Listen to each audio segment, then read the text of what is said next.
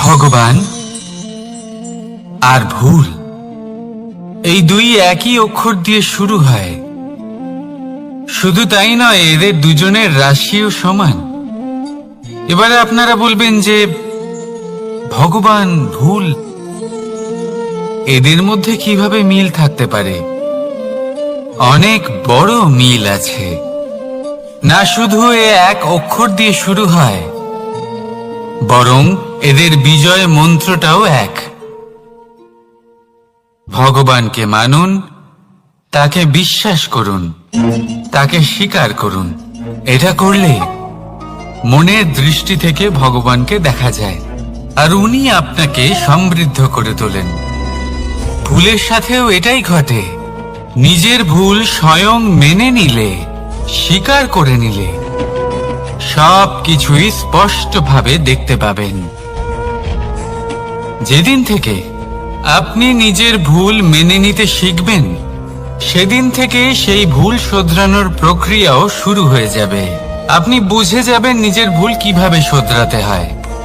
তাই মনে রাখবেন, নিজেকে শ্রেষ্ঠ করে তোলার জন্য নিজের ভুল স্বীকার করা অত্যন্ত প্রয়োজনীয়। এই জীবনে শান্তি আনার জন্য ঈশ্বরকে মেনে নেওয়া অত্যন্ত প্রয়োজনীয়। সবসময় নিজের গুণ এবং নিজের দোষ মনে রাখবেন। আজীবন সুখী থাকবেন। রাধা রাধা। পরীক্ষা এমন একটা শব্দ যেটা শুনে সংসারের বেশিরভাগ মানুষই ভয়ভীত হয়ে পড়েন। কারণটা কি? অসফলতার ভয়। পরীক্ষা এই শব্দের যদি আমি অন্য দিকটা দেখাই, তার তাৎপর্য এই নয় যে আপনার দুর্বলতা সবার সামনে তুলে ধরবে। এটা তো হলো সেই যুক্তি যা আপনার বল, সাহস, শক্তিগুলি সবার সম্মুখে তুলে ধরবে। আগে হ্যাঁ, এটাই হলো সেই যুক্তি।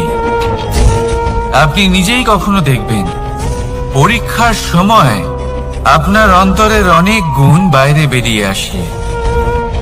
এমন কোন শক্তির উদ্ভব হয় যার বিষয়ে আপনি নিজেও জানতেন না, ঠিক কিনা? তাই এই পরীক্ষাকে কখনো ভয় পাবেন না। বিশ্বাসের সাথে নির্ভীক হয়ে এটার সম্মুখীন হন।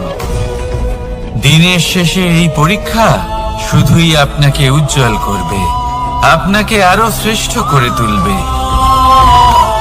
তাহলে আসুন আমার সাথে ভালোবেসে বলুন, রাধা রাধা। আমরা সব সময় চাই যে এই সংসার আমাদের জ্ঞানী বলবে, বুদ্ধিমান বলবে, বুঝদার বলবে। কিন্তু মূর্খ যেন কেউ না বলে। মূর্খ শব্দটা আমরা কেউ শুনতে চাই না, দূরে পালাতে থাকি। কিন্তু একটা সত্যি সবার কাছে অজানা, যে মূর্খ হওয়া হলো বুদ্ধিমান হওয়ার দিকে সর্বপ্রথম পদক্ষেপ। আপনি যত খুশি দিগ্গজ জ্ঞানী মানুষদের সাথে আলাপ করুন, যত ইচ্ছে কথা বলুন, যতই জ্ঞানের কথা আলোচনা করুন, অভিজ্ঞতা মূর্খ হবার পরেই পাওয়া যায়, তাই নয় কি? মূর্খ হবার পরে আপনি এটা বুঝতে পারবেন যে কি করা উচিত নয়। জ্ঞানী ব্যক্তি আপনাকে এটা বলবেন যে কি করা উচিত। আর এই সংসারে কি করা উচিত তার থেকেও অনেক বড় জ্ঞান হলো কি করা উচিত নয়। সেই জন্য সব সময় মনে রাখবেন, আপনার করা কিছু ভুল, আপনাকে যদি কেউ মূর্খ বানিয়ে থাকে, ছল চাতুরি করে থাকে, তাহলে কোনো ব্যাপার নয়। এটা শেষ পর্যন্ত আপনাকে আরো বুদ্ধিমান করে তুলবে। এই মুহূর্তে ধন্যাত্মক থাকুন। এই সংসার আপনাকে অবশ্যই জ্ঞানী বলবে। রাধা রাধা। আপনি কি কখনো একজন মালিকে একটা বাগানের যত্ন নিতে দেখেছেন? যদি কখনো একটা গাছে উই ধরে যায়, মালি তখন শুধু সেই গাছের নয়, সমস্ত বাগানের চিকিৎসা করায়। আপনারা হয়তো বলবেন, এ কেমন মূর্খতা? যখন ওই একটা গাছে লেগেছে সমস্ত বাগানের চিকিৎসা কেন করাতে হবে? এ তো অযথা পরিশ্রম করা। কিন্তু মালি খুব ভালো করে জানে যে উই হয়তো একটা গাছে লেগেছে, কিন্তু তা সমস্ত বাগানকে নাশ করে দিতে পারে। এবার মালির এই শিক্ষা, এই জ্ঞান অন্য অনেক জায়গাতে প্রযোজ্য। এই সংসারে আমরা শুধুমাত্র নিজের পরিবারের কথাই চিন্তা করি, তাদের যত্ন নিই, চেষ্টা করি যেন তারা ভালো থাকেন, সুখে থাকেন। আর সেই সময় এই সমাজের কিছু বিরোধী মনোভাব এই সমাজকে গ্রাস করে ফেলে, এই সমাজকে নষ্ট করে ফেলে। কিন্তু আমাদের নজর শুধু আমাদের পরিবারে থাকে। সেই জন্য যখন কথা ওঠে রাষ্ট্রের, দেশের, তখন তার জন্য সিদ্ধান্ত নিতে হবে, তখন তার জন্য ত্যাগ করতে হবে। আর মনে রাখবেন, যে সমস্যায় আসুক তার সমাধান পূর্ণরূপে বাঞ্ছনীয়। এই সংসারে প্রত্যেক ব্যক্তি যদি নিজের পরিবারেরও খেয়াল রাখেন এবং সমাজেরও খেয়াল রাখেন এবং সঠিকভাবে এই দেশেরও খেয়াল রাখেন, তবেই এই দেশ সম্পন্ন হতে পারবে। তাহলে আপনিও সেই প্রয়াস করুন আর আমার সাথে ভালোবেসে বলুন, রাধা রাধা। কথায় বলা হয়, জীবনে ভালোবাসাই হলো সুখের মূল। এটা সত্য। এবার প্রশ্ন হলো এটাই যে এই ভালোবাসা কার সাথে করা উচিত? যদি আপনি কিছুক্ষণের জন্য সুখ পেতে চান, তাহলে ভালোবাসুন নিজের রুচি মতো। যদি আপনি কিছুদিনের জন্য সুখ পেতে চান, ভালোবাসুন নিজের বন্ধুদের। যদি আপনি কয়েক মাসের জন্য, কয়েক বছর বা অনেক বছরের জন্য সুখী হতে চান, তাহলে ভালোবাসুন নিজের পরিবারকে, মাতা পিতা, নিজের সন্তান, স্বামী স্ত্রী, নিজের আত্মীয়দের। কিন্তু যদি আপনি চিরকালের জন্য সুখী হতে চান, তাহলে ভালোবাসতে হবে শুধু নিজের কর্মগুলিকে। কারণ সম্পর্ক যেমনই হোক না কেন, কখনো না কখনো ভেঙে যাবেই। এই সংসার হলো এমনই যে যাদের সঙ্গ আমরা পাই, তাদের সঙ্গ একদিন ত্যাগ করতে হয়। শুধু কর্মই হলো এমন এক সঙ্গ যা কখনো আপনাকে ত্যাগ করবে না। আপনার মৃত্যুর পরেও এই কর্ম আপনাকে বাঁচিয়ে রাখবে। তাই সবসময় মনে রাখবেন, এই কর্ম ধর্ম মনে করে পালন করা উচিত। জীবনের শেষ মুহূর্ত পর্যন্ত কর্মকে ভালোবাসুন। জীবনের শেষ মুহূর্ত পর্যন্ত সুখে থাকবেন। আর আমি তো সবসময় বলি, শুধু কর্ম করতে থাকো, ফলের চিন্তা করো না। তাহলে আসুন আর আমার সাথে ভালোবেসে বলুন, রাধা রাধা। দ্বিধাবোধ। অনেক সময় আমরা জীবনে সেই বাঁকে এসে পৌঁছই যেখানে আমরা বুঝতেই পারি না যে এবার কোন দিক নির্বাচন করা উচিত। কখনো এদিকে যাওয়া উচিত মনে হয়, কখনো ওদিকে যাওয়া উচিত মনে হয়, কখনো দুদিকেই যাওয়া প্রয়োজনীয় বলে মনে হয়, কিন্তু তা তো সম্ভব নয়। কখনো কখনো এটা মনে হয় যে এখানেই থেমে যাওয়া ভালো, কোথাও না যাওয়াই শ্রেয়। এবার একেই তো দ্বিধাবোধ বলে। সংসারে এমন কোনো দ্বিধা নেই যার সমাধান সম্ভব নয়। এই দ্বিধাবোধ স্বাভাবিক। আর আপনার এই দ্বিধাকে আমি একটু সরল করে দিই। দ্বিধাগ্রস্ত হয়ে নির্বাচন করলে তখন এটা মাথায় নিয়ে করবেন যে আপনার এই নির্বাচনের ফলে এই সংসারের ওপর, এই সমাজের ওপর কি প্রভাব পড়তে পারে। নিজের লাভ ক্ষতির বিষয়ে ভাবা ছেড়ে দিন আর কর্ম করুন সংসারের মঙ্গলের জন্য, আগামী প্রজন্মের মঙ্গলের জন্য। ভাবুন আপনার এই নির্বাচনের জন্য কিভাবে তাদের জীবনের উদ্ধার সম্ভব। কারণ এই ভাবনাই হলো উচিত ভাবনা। কারণ অনেক সময় ওষুধ একটু কড়া মনে হতেই পারে, কিন্তু এই ওষুধই তো রোগ মুক্তি ঘটায়। সেইভাবে আপনাকেও এই দ্বিধার মুহূর্তে কঠিন নির্বাচন করতে হতে পারে। এই কঠিন নির্বাচন জীবনে কঠিন পরিস্থিতিও আনতে পারে, কিন্তু যদি এই নির্বাচন ধর্মসঙ্গত হয়, যদি এর দ্বারা সংসারের মঙ্গল হয়, তাহলে এই নির্বাচনই হলো সঠিক নির্বাচন। আসুন আমার সাথে ভালোবেসে বলুন, রাধা রাধা। মানুষ নানান ধরনের বাসনা পোষণ করেন। তাদের নানান ইচ্ছে থাকে, অভিলাষা থাকে, নানান কামনা করতে থাকেন, স্বপ্ন দেখেন, প্রার্থনা করেন যেন তা সফল হয়, নিজের সম্পন্নতা কামনা করেন, আর শেষে নিরাশ হয়ে যান কারণ এসব কিছুই পান না। আপনাকে একটা ছোট্ট উদাহরণ দিই। জঙ্গলের রাজা কাকে বলা হয়? সিংহকে। এবার যেহেতু সিংহ বনের রাজা, তাই হরিণ তো তার কাছে এসে এটা বলতে পারে না যে আপনি হলেন বনের রাজা, তাই আপনি আমাকে মেরে ফেলুন, আমাকে খেয়ে ফেলুন আর নিজের ক্ষুধা নিবারণ করুন। এমন তো হয় না। সিংহ যতই বনের রাজা হোক, তাকেও পরিশ্রম অবশ্যই করতে হয়, তবেই তার ক্ষুধা নিবারণ হয়। সেইভাবেই আপনার সমস্ত স্বপ্ন, আপনার সমস্ত ইচ্ছে, আপনার সমস্ত অভিলাষা, সমস্ত আকাঙ্ক্ষা পূরণ হবেই, অবশ্যই হবে, পরিশ্রমের দ্বারা। শুধু ভাবলেই হবে না। তাহলে আপনিও জীবনে পরিশ্রম করুন, নিজের সমস্ত স্বপ্ন পূরণ করুন, আর আমার সাথে ভালোবেসে বলুন, রাধা রাধা। আপনি কি কখনো কোনো উঁচু পর্বতের শিখরে পৌঁছতে পেরেছেন? যদি পৌঁছে থাকেন বা যদি আপনি কোনো উঁচু পর্বতের শিখরে যান, তাহলে ভালো করে দেখবেন, আপনি যত উঁচুতে অগ্রসর হতে থাকবেন, আস্তে আস্তে সমস্ত বনস্পতি বিলুপ্ত হতে থাকে। তারপরে সমস্ত গাছপালা, পশু পাখি সব বিলুপ্ত হতে থাকে। শেষ পর্যন্ত সেই শিখরে থেকে যায় শুধুমাত্র শান্তি, নীরবতা। আমাদের মানুষের সাথেও এটাই হয়।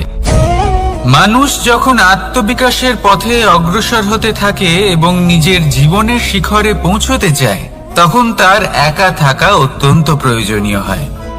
আর তাকে তখন ত্যাগ করতে হয় নিজের সুখ স্বাচ্ছন্দ্য, নিজের সম্পত্তি, নিজের সমৃদ্ধি, নিজের সৌন্দর্য।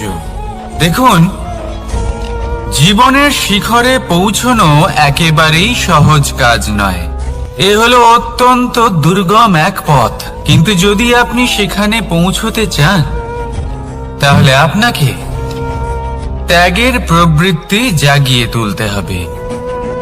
ত্যাগ কি সেটা জানতে হবে, কারণ ত্যাগের ফলেই মনে শান্তি আসে, আর সেই শান্তির ফলে মনে উৎপন্ন হয় প্রেম। আর এই প্রেমই হলো জীবনের অন্তিম লক্ষ্য।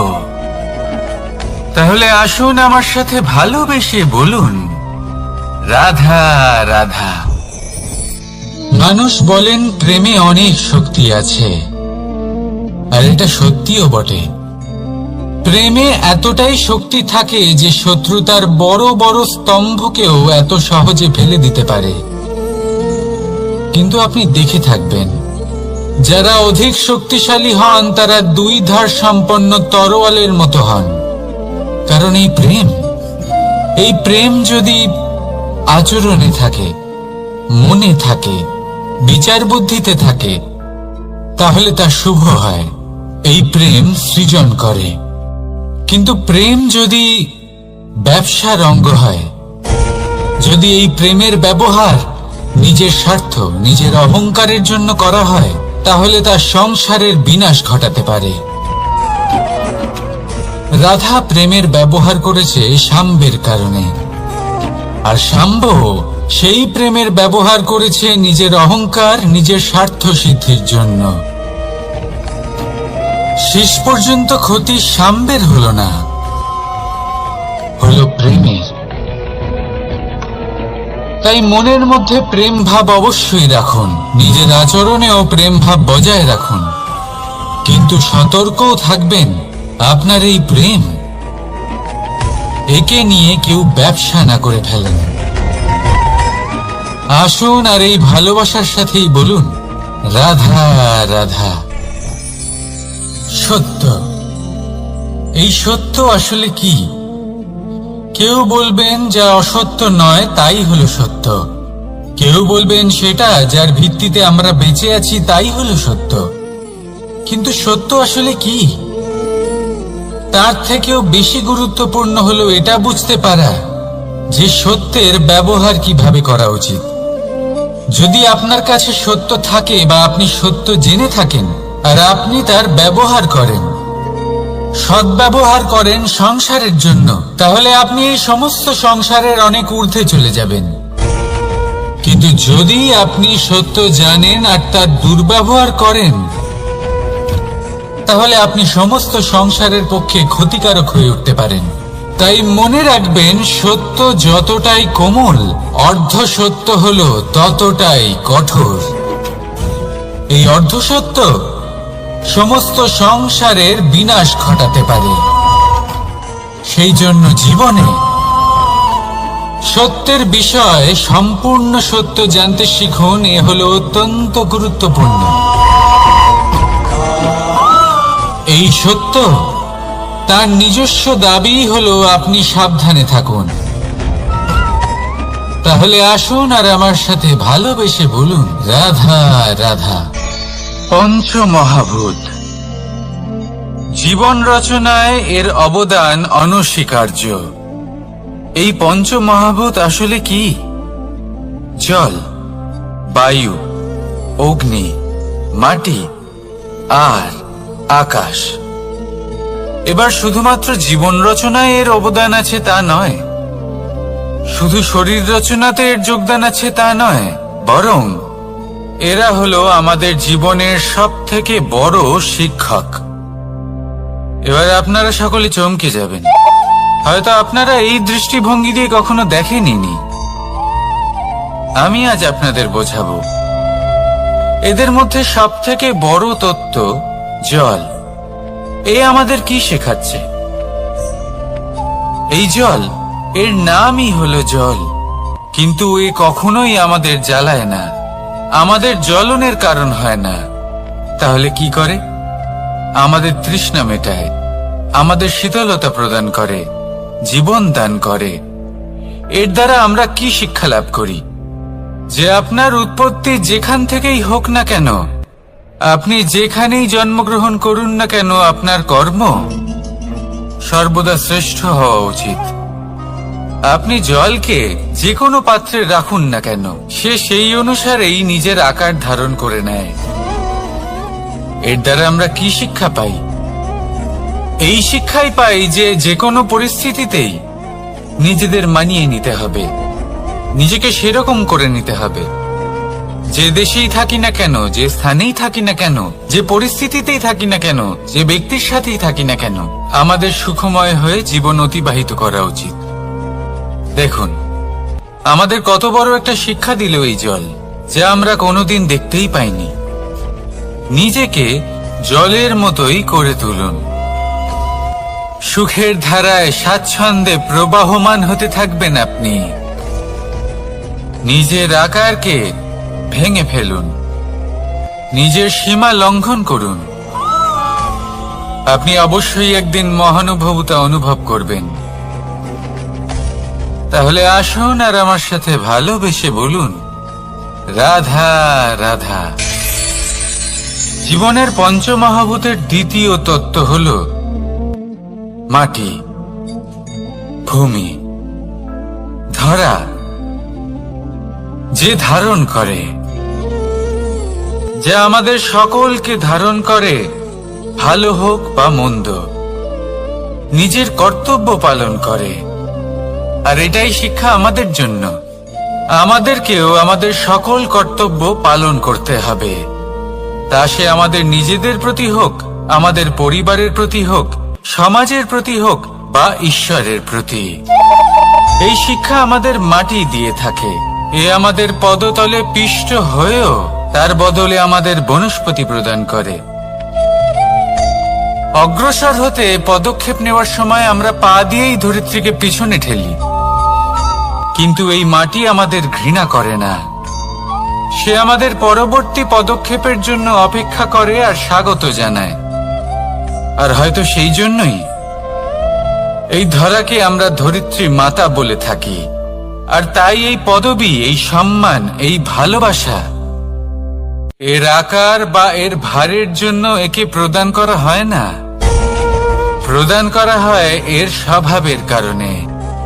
আপনিও যদি ধরিত্রীর মতো হতে পারেন, যদি আপনিও নিজের সকল কর্তব্য পালন করেন, বিশ্বাসের সাথে তা স্বীকার করে নিতে পারেন, যদি অন্য কারো সাফল্যেও আপনি প্রসন্ন হতে শিখতে পারেন, যদি আপনি একটু কষ্ট সহ্য করে অন্য কাউকে প্রসন্নতা প্রদান বা অন্য কাউকে সেবা করতে পারেন, তাহলে আপনিও মাটির মতোই মহান হয়ে উঠতে পারবেন। তাহলে আসুন আর আমার সাথে ভালোবেসে বলুন, রাধা রাধা।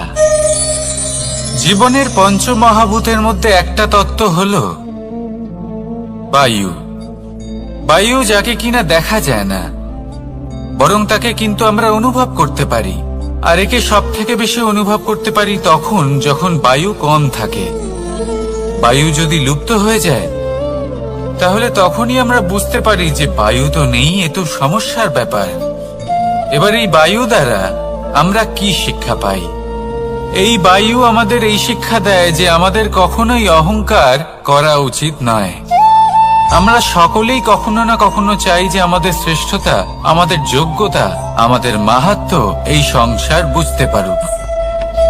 আর নিজের মাহাত্ম্য প্রমাণ করার জন্য শক্তি দেখানোর কোনো প্রয়োজন নেই। কারণ যখন কোনো ব্যক্তি, এই সমাজ, এই সংসার আপনাকে নিজের থেকে দূরে করে দেবে, আপনার থেকে দূরে চলে যাবে, তখন আপনার মাহাত্ম্য কি তার আভাস সে নিজে থেকেই অবশ্যই পেয়ে যাবে। আপনার কিছুই করার প্রয়োজন নেই। বায়ুর মতো হয়ে উঠুন। বায়ু যার কিনা কোনো ভার নেই, কিন্তু যখন সময় আসে, যখন সে তুফানের রূপ নেয়, তখন অত্যন্ত বড় বড় বিধ্বংসী কাজ সে করে ফেলে। আর তখন এর শক্তির কোনো তুলনাই হয় না। বায়ু যে নিজের সঞ্চালন দ্বারা পৃথিবীকে প্রাণ দেয়, নিজের পরিবহন দ্বারা এই মেঘ সৃষ্টি করে, এই ধরিত্রীর তৃষ্ণা নিবারণ করে। বায়ুর মতো যদি আপনি হয়ে উঠতে পারেন, তাহলে হালকা হয়ে যাবেন, ওপরে উঠতে পারবেন এই সংসার, এই ভৌতিকতা, এই মোহ মায়া থেকে। আর তখন আপনি বুঝতে পারবেন যে প্রেম কাকে বলে। তখন আপনি বুঝবেন যে দান করাই হলো জীবন। তাহলে আসুন আর আমার সাথে ভালোবেসে বলুন, রাধা রাধা। জীবনের পঞ্চমহাভূতের মধ্যে একটা তত্ত্ব হলো আকাশ। আকাশ যা কিনা নিরাকার, যার কোনো আকার নেই। আকাশ যা হলো অনন্ত। আর আমাদের সবসময় মনে হয় যে এই আকাশ আমাদের সাথে জড়িয়ে রয়েছে। কেন? এবার এই আকাশ আমাদের জন্য কি না করে। আকাশ আমাদের ওড়বার স্বাধীনতা দেয়। আকাশ মেঘকে ধারণ করে যাতে আমাদের তৃষ্ণা মিটতে পারে। এই আকাশ সূর্য এবং চন্দ্রকে তার যথাস্থান দেয়, যাতে আমরা প্রকাশও পেতে পারি, আবার অন্ধকারও, যাতে আমাদের জীবনে সামঞ্জস্য বজায় থাকে। আকাশের থেকে অনেক কিছুই শেখার রয়েছে। যদি আমরাও আকাশের মতো হতে পারি, আমাদের আপনজনদের সেই স্বাধীনতা দিতে পারি যাতে তারা উঠতে পারেন, যাতে তারা নিজেদের স্বপ্ন পূরণ করতে পারেন, যার ফলে তারা নিজেরাই এই জীবনকে অনুভব করতে পারেন, নিজের পায়ে দাঁড়াতে পারেন, তাহলে ভাবুন আমাদের অস্তিত্ব কতটা বড় হয়ে যাবে। যদি আপনি আকাশের মতো হতে পারেন, তাহলে আপনিও আকাশের মতোই অনন্ত হয়ে উঠবেন। তাহলে আসুন আর আমার সাথে ভালোবেসে বলুন, রাধা রাধা। পঞ্চমহাতত্ত্ব, পঞ্চমহাভূত, এদের বিষয়ে আমি আপনাদের সবকিছুই বলে দিয়েছি। কেন? এরা আমাদের জীবনের সব থেকে বড় শিক্ষক। আর এদের থেকে আমরা কি শিক্ষা পাই? নিশ্চিত রূপে এই পঞ্চমহাতত্ত্ব আমাদের দেহের নির্মাণ করে। কিন্তু একটা ষষ্ঠ মহাতত্ত্ব রয়েছে, এমন এক তত্ত্ব যার না কোনো ভার আছে না কোনো পরিমাণ আছে, কিন্তু তা হলো অত্যন্ত গুরুত্বপূর্ণ। ভাবনা। কেউ একে আত্মা বলে, কেউ একে বিবেক বলে, কেউ একে প্রাণ বলে, আর কেউ বলে চেতনা। এবার এই চেতনা যখন পঞ্চমহাতত্ত্বের সাথে জুড়ে যায়, এক হয়ে যায়, তখন মানুষের জীবনের নির্মাণ হয়। এবার আপনার দেহের নির্মাণ জন্ম থেকেই পঞ্চমহাতত্ত্ব করে দেয়, কিন্তু এই ভাবনা, এই চেতনা, একে আপনি নিজেই এগিয়ে নিয়ে যেতে পারেন। একে দিশা দেখাতে হবে, এর বিকাশ আপনাকেই করতে হবে। কিভাবে তা আপনার উপর নির্ভর করছে। আপনি এর সদ্ব্যবহারও করতে পারেন, দুর্ব্যবহারও করতে পারেন। এমন এক দিশা দিতে পারেন, এমন সদ্ব্যবহার করতে পারেন যে আপনি নিজেই কোনোদিন ভগবত গীতার জ্ঞান দিলেন। এমন দুর্ব্যবহার করতে পারেন, এমন দিশাও দিতে পারেন যে আপনি হয়তো শকুনের মতোই মহাভারত রচনা করলেন। এই চয়ন আপনারই। শুধু এই চেতনার শুদ্ধতার দিকে বিশেষ নজর রাখতে হবে। যদি এই চেতনা শুদ্ধ হয় তাহলে প্রেম থাকবে, আর যদি এই চেতনা অশুদ্ধ হয় তাহলে বিদ্বেষ হবে। আর আমার মতে সুখ এবং শান্তি প্রেমের দ্বারাই লাভ হবে, বিদ্বেষ দ্বারা নয়। তাহলে আসুন আর আমার সাথে ভালোবেসে বলুন, রাধা রাধা।